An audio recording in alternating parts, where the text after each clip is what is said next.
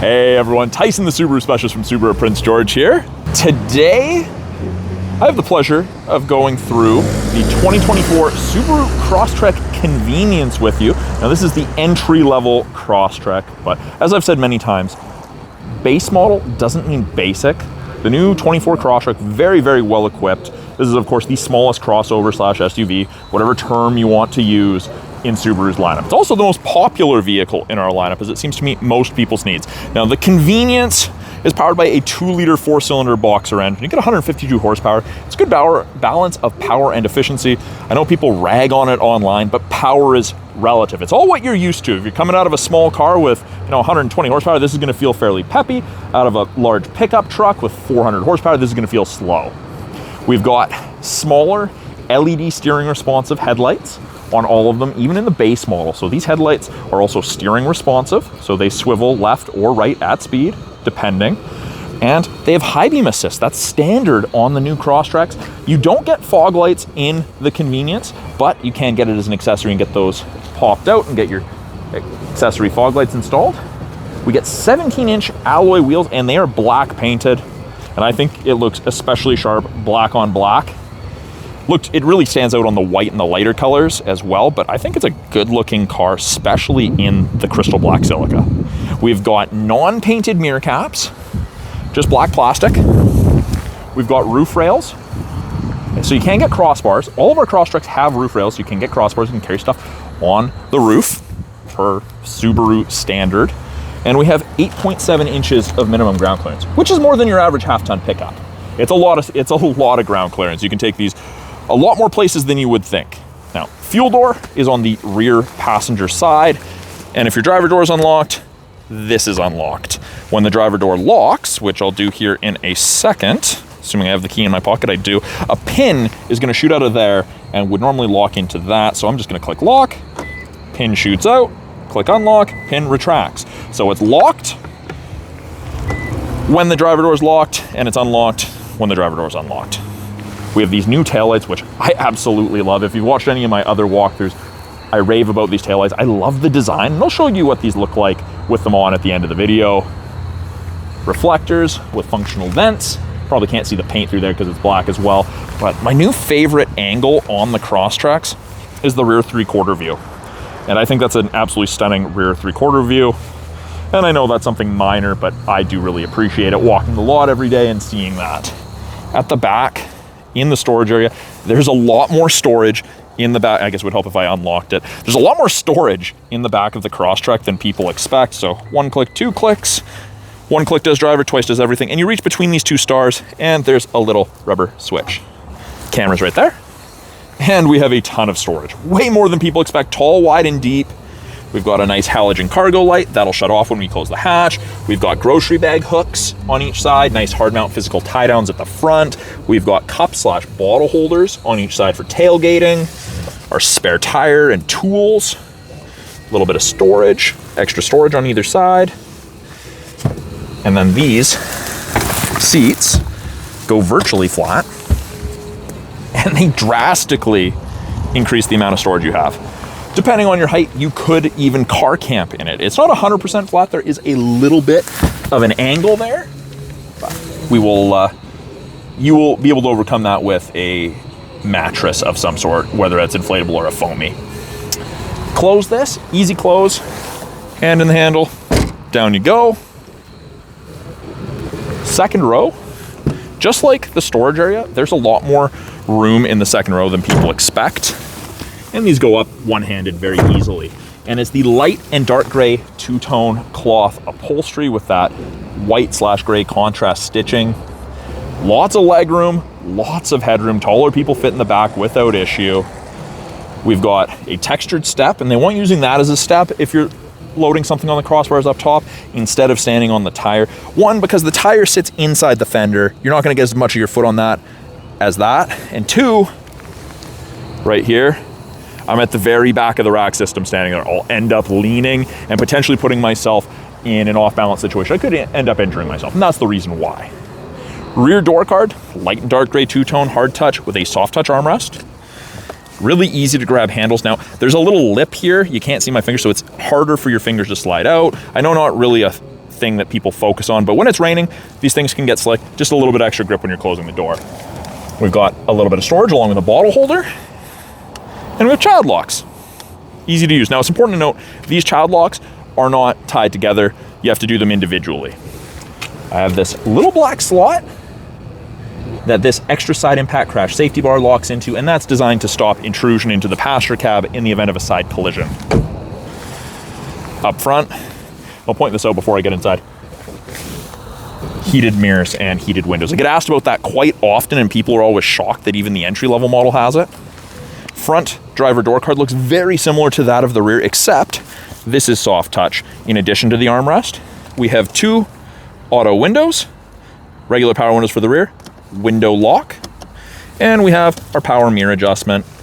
A little bit more storage along with the bottle holder. And the seating material up front is the exact same as the seating material in the second row. It's that two-tone light and dark gray cloth upholstery. And these seats are specifically designed for long distance travel. They put you in a more relaxed position, and you're gonna be less fatigued at the end of the day of driving. The seat is also height adjustable based on a pump system. It's probably shaking as I move it because the camera's shaking, but you can raise or lower it quite a bit. I like having mine all the way to the bottom. I like sitting on the floor. We've got a scroll wheel for the brightness of the gauges, very easy to use. And on the inside, we have our steering wheel adjustment on the bottom left. You pull down and you have tilt and telescopic, which is nice if you have longer arms and you need to pull it out, or you like to sit a little closer and don't want it directly in your chest. And as I showed you earlier, convenience, our base model, comes with a key. It's the only Crosstrek in the lineup that comes with a key. Our entry levels all have the key start. Turn it on, comes to life. Get the little Subaru animation. Now we can cycle through that little top screen. Gives us different info depending on what we want to look at, but it is a fairly easy to read basic screen. Clock, thermometer, odometers at the bottom.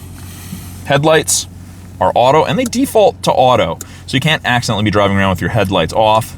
Headlights on full. Left-hand side of the steering wheel, we have our Bluetooth and audio controls. You can make and take calls, control the volume of the calls and the music, accept calls, hang up calls, issue voice commands, volume control, switch from AM to FM to satellite, etc.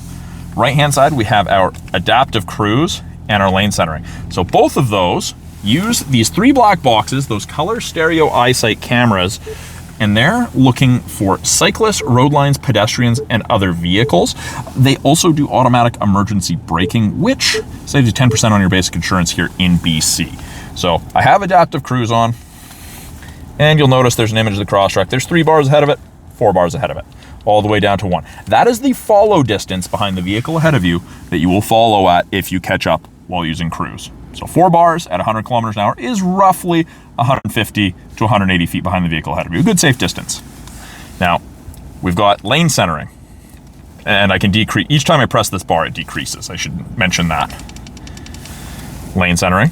I get the little image of the steering wheel on the top right, and you'll notice that there's those 2 gray lines on either side. When the EyeSight cameras can see the road lines above 60 kilometers an hour, they will go white, the same white as the distance markers. After it does that, it'll actually give you gentle steering input to help keep you in the middle of your lane, help take you through corners. It's not hands-free. Don't take your hands off the wheel. It actually gets mad at you if you do that, and it'll shut that portion of the system off. We have intelligent and sport drive modes. So it defaults to intelligent, and you'll see down on the bottom left of the center screen there, it says P for park. To the right of that, it says I for intelligent. Then sport. And you'll notice that yellow line is a little bit more aggressive. You're gonna sit at a higher RPMs, you're gonna use more fuel, but you're gonna go a little faster, a little sooner, which is pretty cool. Got wipers on the right. 1 up does mist setting. Pull and hold towards yourself, this entire column for fluid on the front. You've got the back window right there, very easy to use. Now in the convenience, the entry level, we get 2 7-inch displays.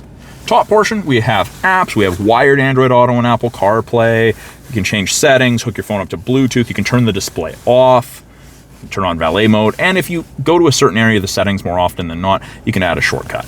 Now, as soon as I put it in reverse, backup camera pops up, shows you the top of the bumper there so you have something to relate to. We have our 4-ways, which I hope none of you ever need to use.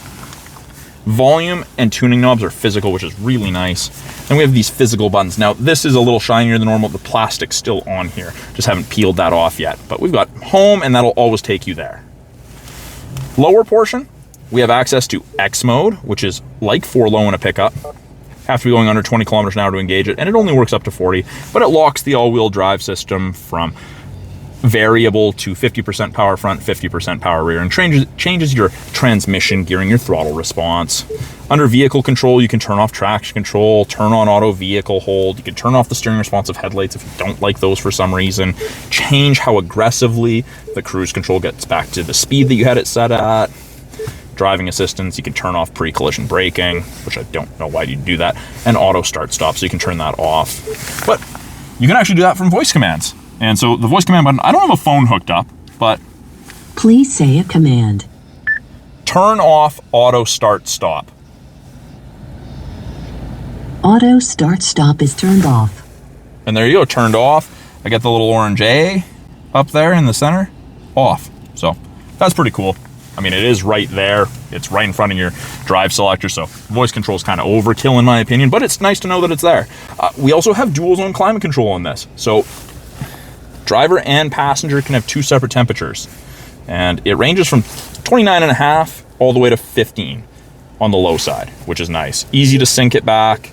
Simply click control where you want your airflow, sync the temperature, and it is bloody hot. So I'm going to turn that down. There we go. Turn on AC if you want. Big fan strength buttons are hard to miss. Below that, we've got a USB and auxiliary. This is a rubberized device storage area. It is an automatic CVT with low gearing if you want that. Great for off-road or down steep hills. We have heated seats high and low for both the driver and passenger. With the cloth, heats up super quickly. The park brakes are electronic. Pull up to activate it. And if your foot's not on the brake and you push down, it doesn't go off. It actually tells you up here to press the brake pedal. Foot on the brake. There you go. Offset cup holders with drink raisers. So if you have short or medium drinks, it's nice to have these. Makes it so you're not just grabbing the lid. If you have tall drinks, large double doubles, Starbucks, something like that, you take this out and it gives it more security. It's not going to tip over, less likely to tip over. There's a 12-volt power point for charging. We've got a little storage area, semi-soft touch armrest with a decent amount of storage in it. Now there's no power points in there, but there is a place to run cords out of. So I thought that was interesting, but you know, you have something running out there, you're not crushing it when you're using the armrest. Up top, we've got our halogen map lights. We've got vanity mirror, no light, but the sun visor does go, and you do have an extender right there, which is kind of cool. And you've got that for the passenger side as well. Now, I will show you guys those lights that I was talking about.